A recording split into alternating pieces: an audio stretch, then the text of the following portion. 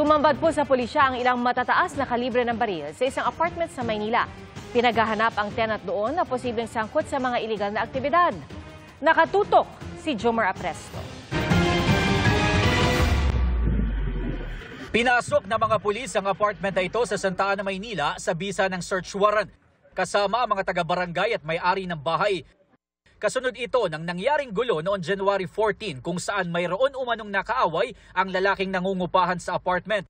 Ayon sa mga saksi, tinutukan ng baril ng isang dayo sa lugar at nang himasok at nanggulo rin dito ang sospek bago tumakas. Ang lalaking nangungupahan, tumakas din.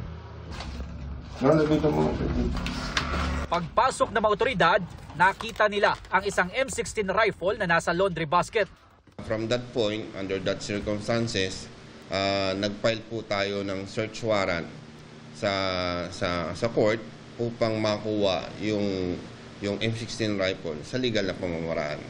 Doon nga nakapag-recover tayo ng isang M16 na rifle at isang caliber 40 pistol at dalawang 45 caliber pistol.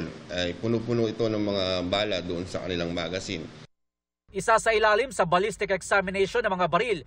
Para malaman natin kung yung mga baril na yon ay nagamit sa pagpatay o sa pamamaril at isasama natin doon sa pagpapail ng kaso. Tingin ng mga otoridad, posibleng may atraso ang lalaking nangungupahan o kaya sangkot din siya sa gun running activities at sa illegal na droga. Sabi ng pulisya, sa oras na maibalik na sa korte ang warrant, gugulong na ang kaso at posibleng maharap sa iba't ibang reklamo ang nangungupahan sa apartment.